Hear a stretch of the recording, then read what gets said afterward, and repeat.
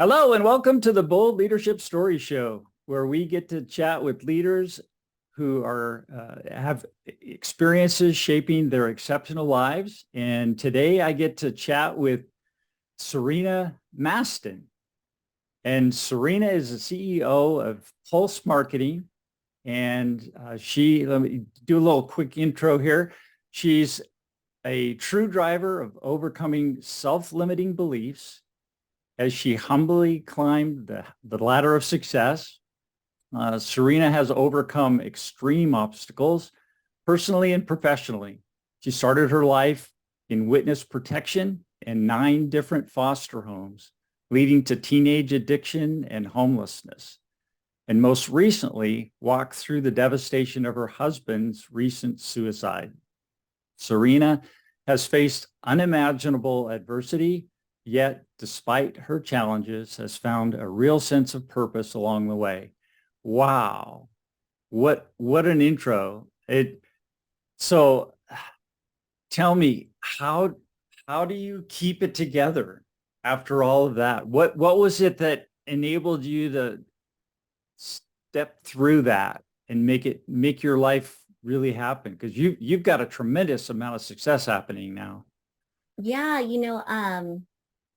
I would say it's surrounding yourself with people who believe in you, Mm, even when you don't believe in yourself, whether it's mentors or whether it's, friends or even my people that have lifted me up, um, are my team, through my business. They have really carried me through some of these obstacles as well. And so I would say in life, pain is inevitable.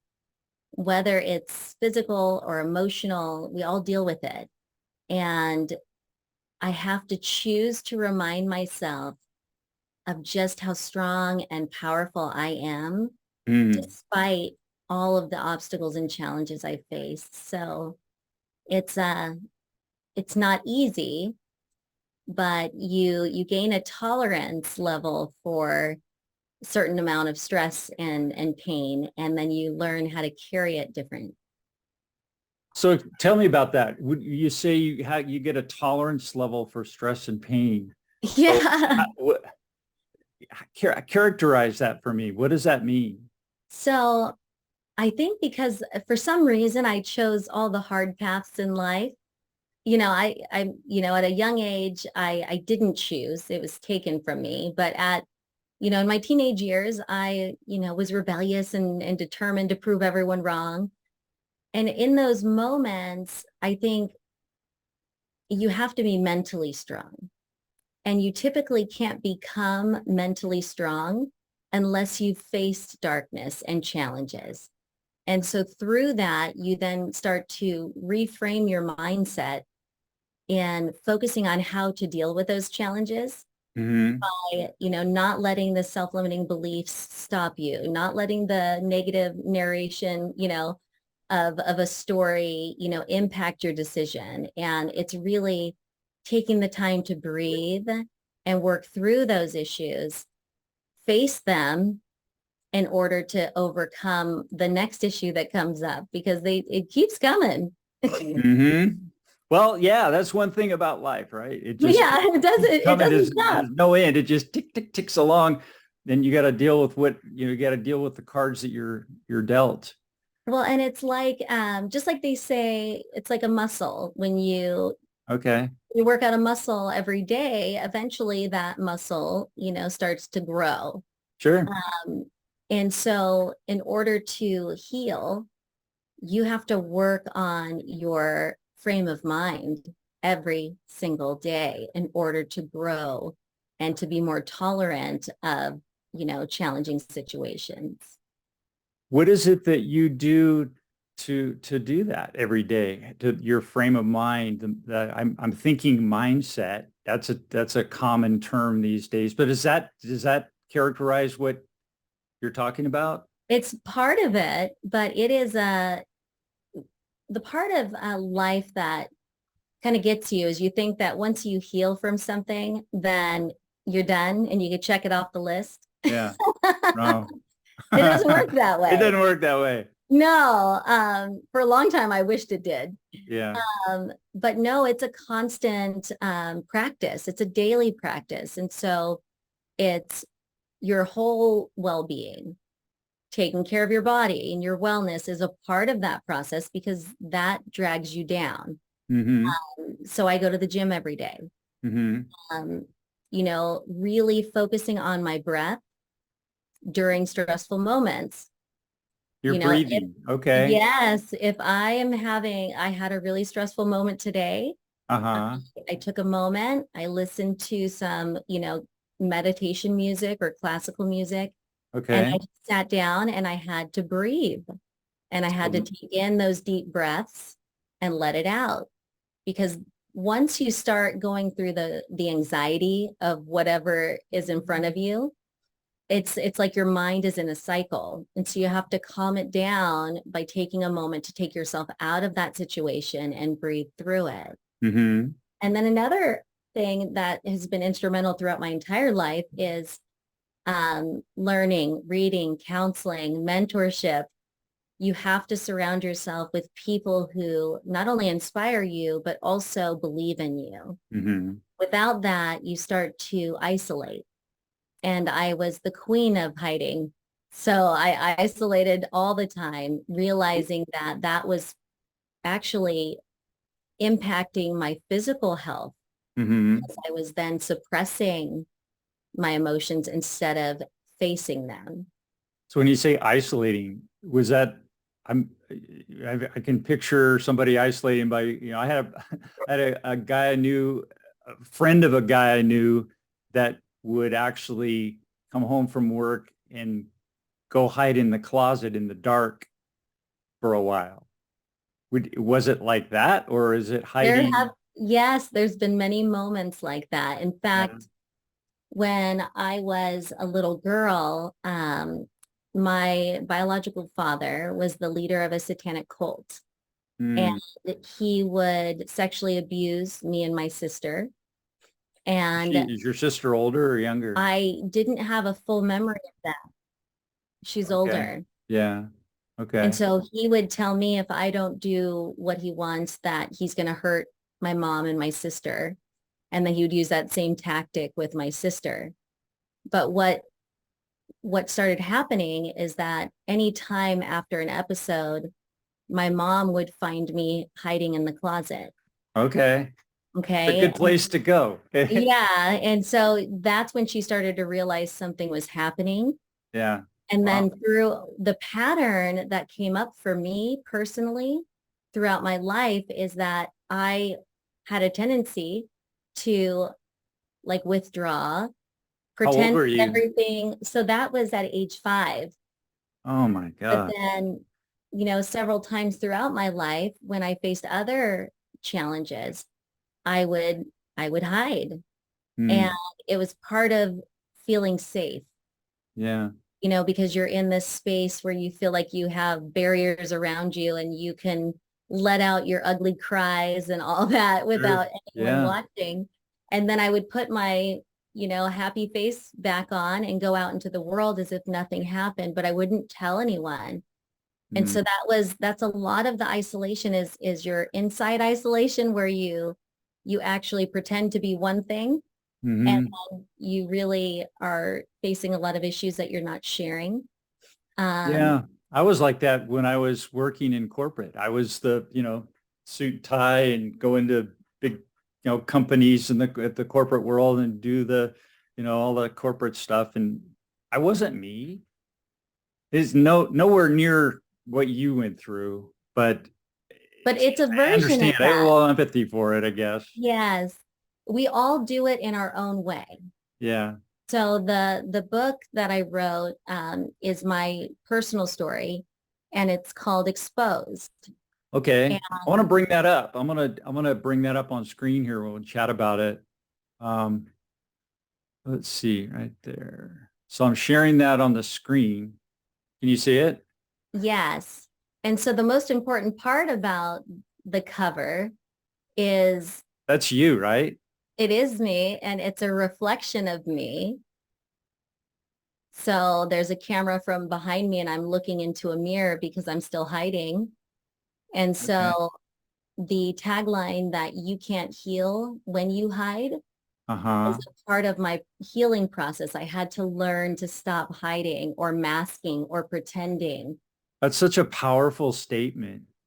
And it's so true, And we right? do it, we all do it in different ways. My story may be different than your story, but it doesn't make it hurt any less. Pain is pain and it all hurts the same, just at different levels and different times.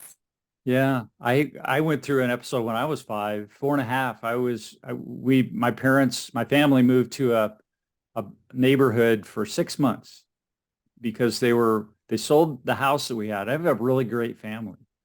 We sold the house and moved into an apartment for 6 months because they were buying a house in California. This was in New Jersey, and we were going to move all the way across the country. So they needed a little time to get all that together, and which was fine. But during that 6 months, for some reason, I was picked out in the neighborhood as the kid to pick on, and and so I ended up getting stoned, beat up, bitten, and just really abused. And as a pretty empathetic little nice little kid, I just took it, and it was hard, and I carried that anger inside of me until I never talked to anybody about it, but it made me quiet. My mom told me later, she said, well, yeah, after that time in New Jersey, we you were quieter and you were more reserved, and just and what's helping me is actually, even at 65, I I can still learn, and I still benefit from these therapies. My girlfriend and I have been doing the Pete Walker's CPTSD, um, complex post-traumatic stress disorder um, training, Yeah. and that's been wonderful. It's Uh, interesting how you start to unfold different layers every time you approach another situation where you're in that progress of healing. uh-huh. You're like, oh, I thought I dealt with that. Oh, dang, there's another layer. Right. Right. It just keeps coming, but it's good to get all that out And and then recognize. replace it with the good. And I can see you've done an admirable job of acquiring that skill. Uh, And it's what keeps you also, going? What keeps you like happy and motivated? What's your happiness? Where's that come from? that's a good question. So one of the only things that can remove negativity and, self-doubt or victimization, all of the things that you kind of tend to do to yourself, shaming and blaming yourself. Oh, that Um, self-talk. oh yeah. Oh, whoosh. Yeah, but that's really what all the CPTSD training is about, is hacking your brain and getting in. And when your anxiety comes up, it's like, ask yourself, where'd that come from? And Exactly. do I really need to be listening to that? And why is it there? And then So not fix it. only where does it come from, what triggered it, Uh-huh. Yeah, how can I be more aware of those triggers right, before I react, and fall into my anxious mode. right. The other thing is replacing those moments with gratitude. So Mm, today, even like I face this is a daily practice, right? So yeah. I had a really stressful morning. I was almost just beside myself because of financial issues and just normal entrepreneur issues, but it's a lot. And Oh, yeah. And I you've had got a to really, we'll talk about that in a minute, but you've got a beautiful business too. So thank you. So I was in my head for a minute and I yeah. was stressing about it and I was worried and I could feel my body shutting down. Mm, Like that's what I tend to do when I get stressed out is I just shut down. And yeah. so as I was feeling that, I decided to start talking about all the things that I'm grateful for. Okay. And automatically, when you choose gratitude in a moment where negativity is consuming you, you Hmm. cannot be negative at the same time that you're expressing gratitude. And so it almost helps you to reframe your mind Okay. and then start thinking about logically, thinking about the next step logically instead of emotionally. So those are some of the practices That's I really do. powerful. That's that little technique of now, what is it when you feel gratitude? Do you feel gratitude? Is it it's an emotion and I've learned that emotions are the language of the body. Yes. So and the reason you're feeling that gratitude then is that it's basically countering the anxiety emotion that's again coming Yes. from the body, and you're telling your body chill. Well, and basically, when you reframe your mindset, you're training your brain on how to not react in fight or flight. Okay. So you start to come back to the present moment when you are actually practicing gratitude. So the two ways that I do it is I either write it down. It has to be something tangible. Hmm. I either write down Something what I'm kinetic. grateful for. Yeah. Yeah. Or I speak it out. Because Okay. if you just start thinking it, what's going to happen is that your negative is going to start trying to seep in. But if you're speaking it out or you're writing it down, then it starts to overpower the negative thoughts and allow you to focus on being in the present moment. Okay. So, and you're working through these things real time during the day. Yeah, it is real time. Yesterday was the 3-year anniversary of my husband's suicide. I'm sorry. So I Yeah. had a lot of emotions around that, Mm. owning a business, and we got through COVID. We got through the challenges of not only losing my husband, but he worked in the business. He did sales. So my team and my family were impacted both by that situation. And so working through all of that and the aftermath of the unraveling of what happens after a suicide and all the unknown things that you never experienced and now you're having to navigate through. Mm. They unfold over time, not just in the beginning. And so we finally, as a company, have gotten through a lot of the aftermath. And as a family, we've gotten through it. But every year, it's still a hard moment because every year you experience a different emotion about that incident. So the Mhm. first year I was trying to celebrate with my kids and like create a good memory, think about all the positive. The second year I was just angry. Yeah. And then this year I went through more of a stage of letting go, Okay. and which I thought I let go, 3 years ago, but it's just a different stage. And Yeah. so that was heavy on my heart. And at the same time, after surviving, COVID and all of these challenges as a business, now we're running into a recession Hmm. where many of our clients are, you know, pausing services because of budget cuts or they're going out of business. And it's heart-wrenching to see people that you pour your heart into and that you care about, other entrepreneurs that just aren't able to sustain. But then that also impacts us as a business. And we're like, we just got through the aftermath. We thought we were in the clear. Right.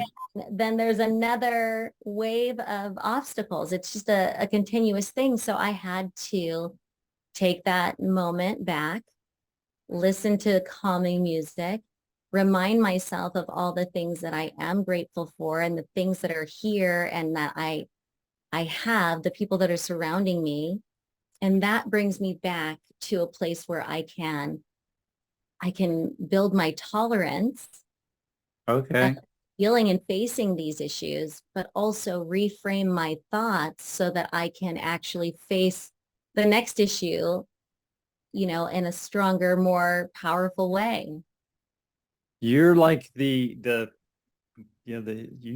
embody bold leadership to me with what you're doing every single day, because you've got so many things you're juggling with your past and your family and your business, and making it all happen, and keeping everybody, keeping yourself happy, and then feeding others with your happiness. And it's like, wow, it's like beautiful. I love to see that. I'm always in progress, I promise. Well, So we all I are. get it. I get it. But it's inspirational to see. Yeah. So let's chat a little bit about your business. I want to bring up your website and tell us a little bit about what it is that makes you different.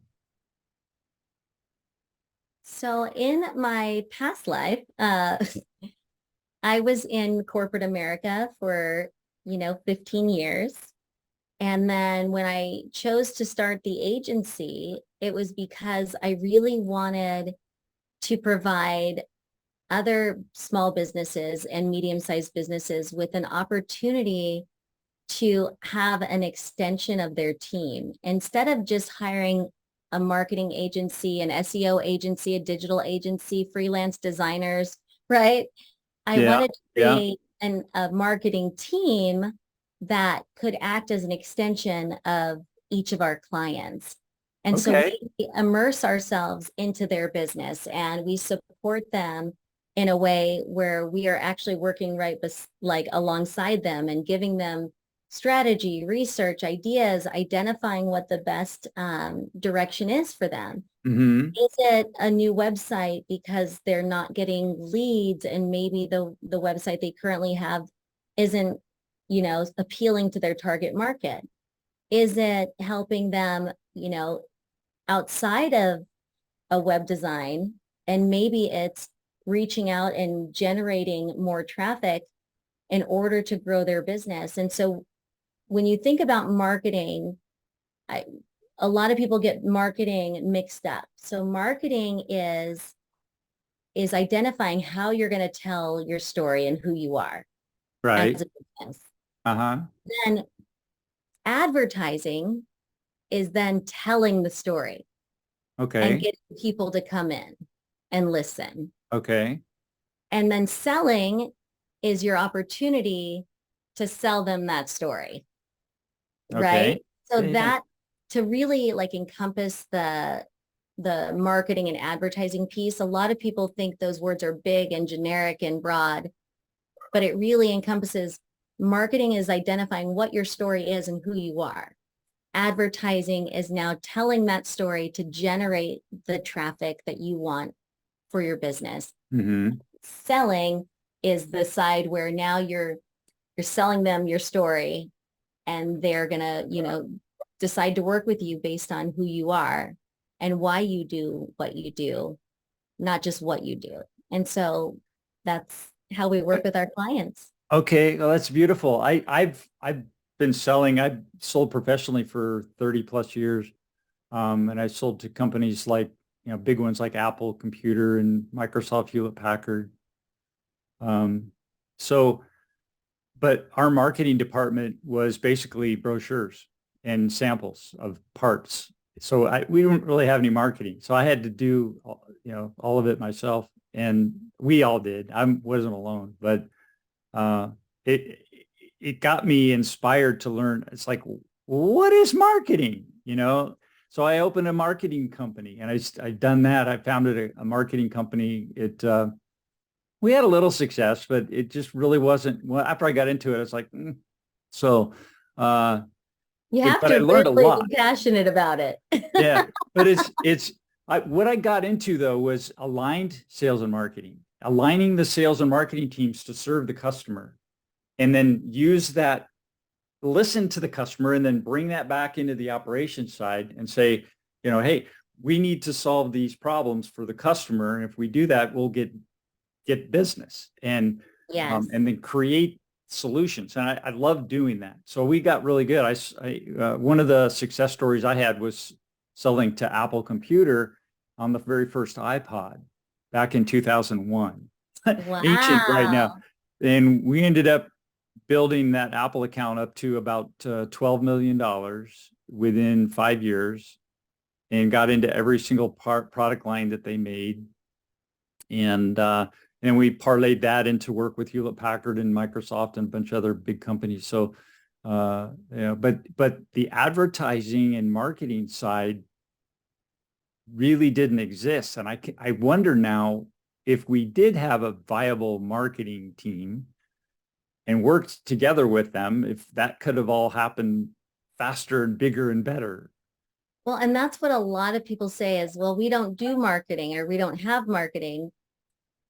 But your company story and your brand and your core values and the people you work with, that is who you are. That Yeah. is your story.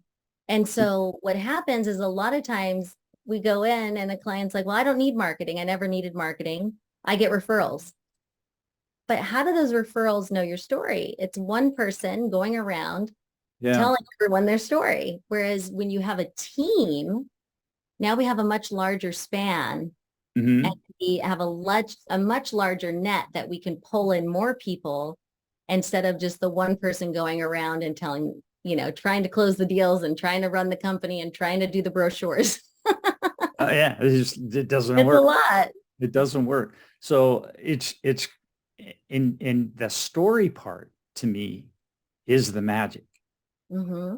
And if, what I do a little consulting, and I work with companies, and I always stress, teaching the salespeople and everybody in the company, anybody who has anything to do with customer facing, receptionist on up, that, they should know the company story. They should know the founder story. They should know the story of, why the company exists in the world, and be able to tell that with confidence and enthusiasm. And that's going to do more than anything to help you get involved with people and help them solve their problems and make their day better. Well, and it's also a part of your story is your core values. Mm-hmm. And that's how you hire. That's how you fire. That's how you actually bring on clients or decide not to take certain clients, because if they don't align with your core values, then it's probably not going to be the right fit. Right. And so there's core values that we live by. For instance, one of them is we communicate with love. And love is an acronym. It's LUV. We listen, we understand, and we validate. So when we communicate, that's how we do it. Okay. We say the hard things to say in a loving way. And the love is LUV, where listen, understand, validate. Another one that we live by is data drives decisions, not opinions. So everyone has an opinion. All of our clients have an opinion. All of our staff has an opinion. Everyone does. Sure. And so we cannot make decisions based on opinions. We have to have some sort of research, solution, or data to back it up. Another one is we embrace feedback. So not only do we embrace it, we encourage it. And we do it in a way that we try to create a good experience, even when we're hearing the hard things to say. And so these are things that also align with our clients, right? So if a client is unwilling to give feedback and is grumbling on the side, but doesn't tell us what we could do differently, it might not be the best fit. Right. So if a client is like, I want it my way or the highway, and doesn't look at the data or research to make decisions, or like his target market, let's say, his or her, then we don't make decisions based off of opinions, because there's so much research out there that we'd rather have the right information to make the right decision, so that we're not wasting time and money for our client's sake. Sure. And if our clients or our team members don't align with those values, then we know that that's a part of who we are and that's a part of our story. So we live and we breathe it in everything we do. And it's not just some, words on the wall. It's definitely something that we do every day. Yeah. Well, that's so powerful. It's the way marketing sounds to me like the way marketing should be done. I've I've certified, I got certified as a digital marketing specialist. So I know enough to be dangerous, Yeah. but it's a process, and it starts with understanding your customer and then your offers, and then creating a process of pulling them through a pipeline or a funnel that enables them first to, everybody says, well, I want to start doing some marketing. So they put, say, well, let's put an ad out. And it's like, well, no, you're going to spend a bunch of money to people who don't care about what you're saying, because you don't understand what their pain points are and where you're serving them and how you're going to help And you're them. not speaking their language. You're not speaking their language. So you got to back up a little bit, understand, do some research, find out what they're doing, get some data, and then let the data inform the process. And you create that whole process and it goes, awareness, and then engagement, subscription, and then you give a little presentation, and then you make an offer, and you get, you do your upsell, downsell, cross sell, whatever you're going to do. Yeah. And then you get an advocate and a promoter after that. And you want the advocates and promoters. You want those people who have already bought from you to say, those guys are awesome, to their spheres of influence, and you need to buy from them, right? Because that goes back to the front of the process and gives you the ability to say, hey, listen to them, don't listen to me. And it cuts their costs a lot. Well, and we've won many awards for our services, but that does not speak volumes. What speaks volumes is when you have a promoter, when you have an advocate, they're cheering you on. Right? That's the beautiful thing. So those awards are great to have up on a shelf when they're getting dusty. But the truth is that your advocates and your promoters are how you continue to thrive as a company. And so we always say that if we fail you, we'll fire ourselves. Okay. That's a good guarantee. I like that. Yeah, because if we don't know your business well enough and we're not integrated into your company, and we've been working with a lot of industries, and so it's sometimes a little challenging. Yeah. Underground utilities is not the easiest thing to learn. Right. But, yeah, right. Right. So whatever it is, we really understand who they are, what they do, why they do it. And then we understand who they're talking to, who their target market is. And then we speak in the language of the target market in order to give them the why they need what you do. Beautiful. And then from that basis, you can create some amazing stories.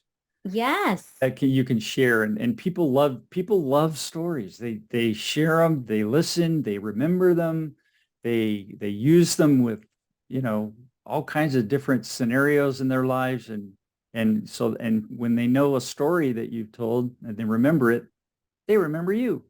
Yeah. And when we learn how to tell the story of our customers, it could be a story that they're not ready to share. Mm-hmm.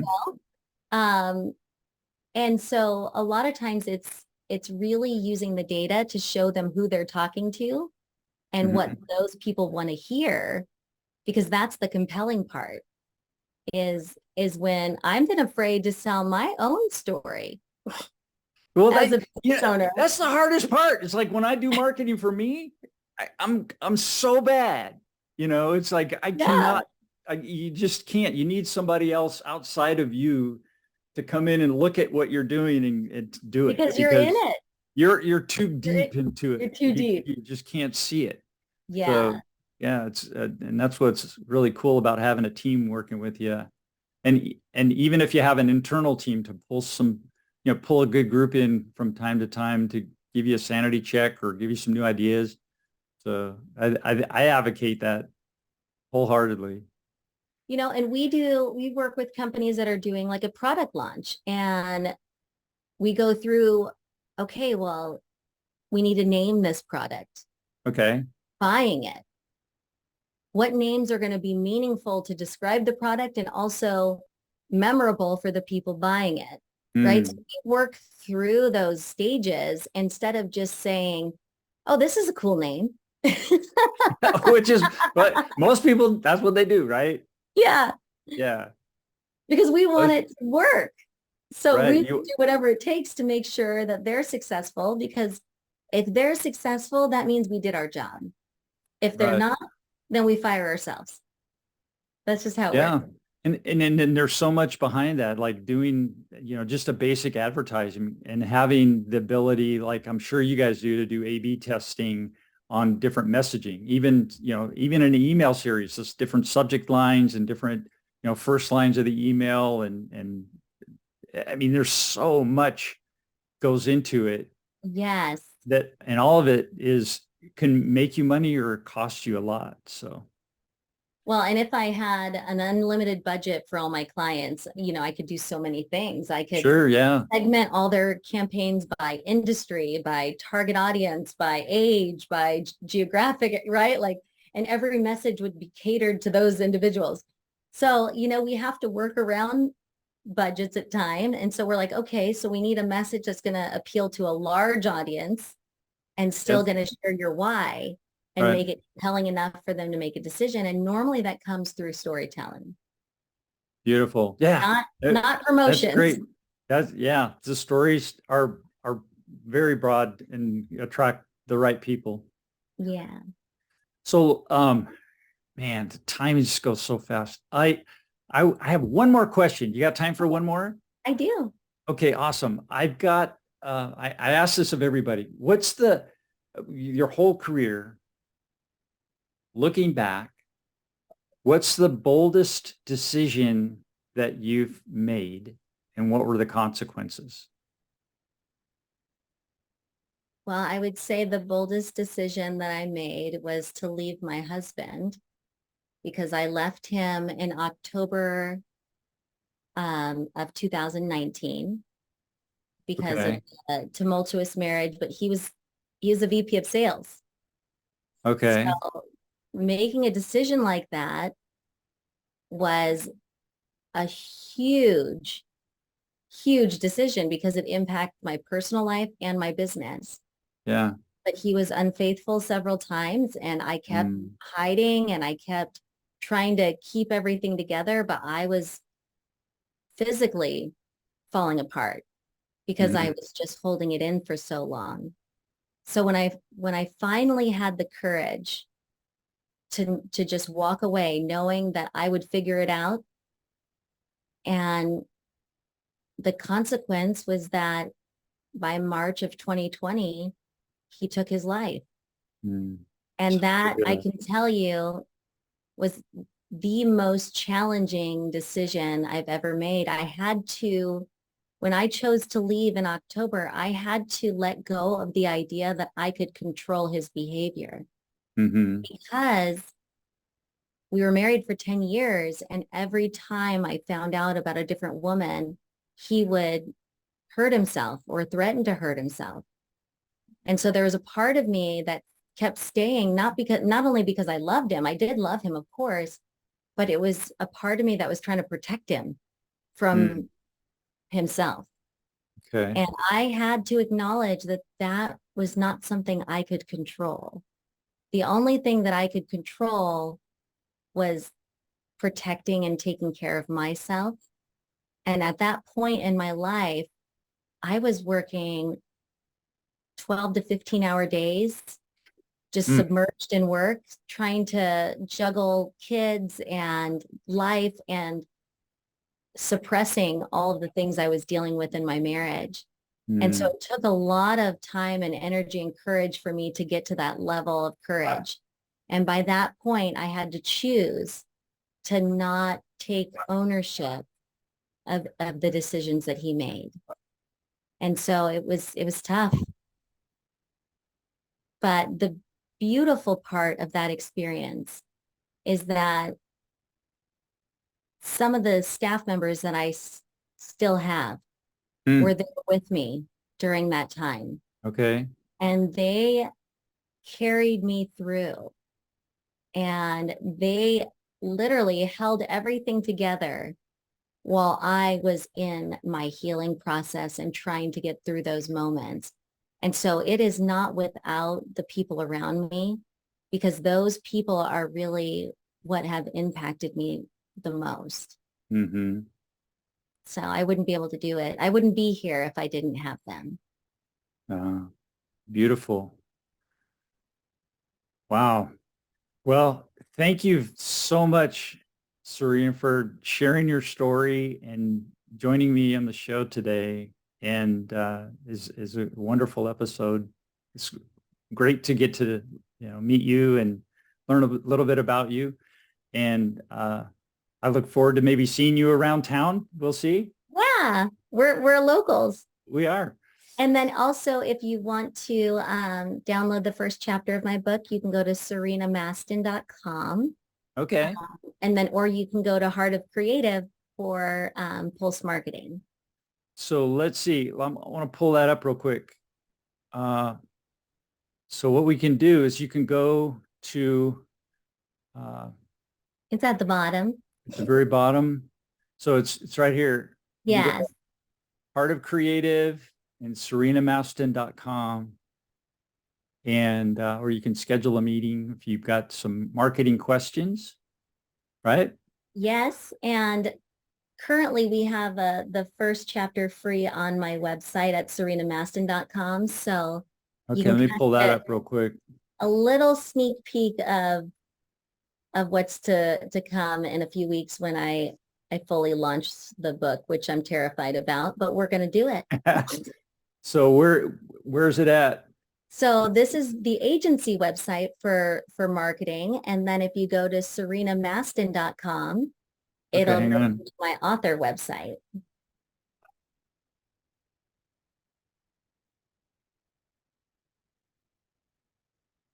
All right. Can you see that? Yeah. Okay, cool. So, all right. Exposed. You can't heal when you hide.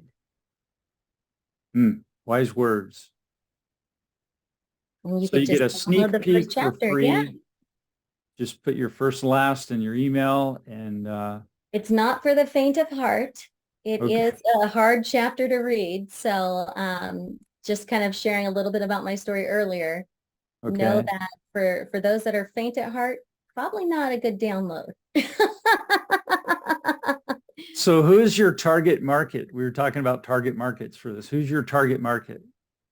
Predominantly the target market is women in business, women who have experienced trauma and tragedy and overcome it. So anywhere from ages of, it has to be 25 to 45, I would say, is my range. Okay. Only because anything younger than 25 might be a little bit scarred, because it is a book that is raw and explicit and real and detailed and does show my story as if you're there with me. What's your hope when people experience your story? What's your hope for them? My hope for them is that they will actually come out of hiding in their own way, whether it's masking, pretending, whether it's, being a part of something that is really not where their purpose is, and to finally face those fears and embrace the healing process and know that they're not alone. Beautiful. Get tears.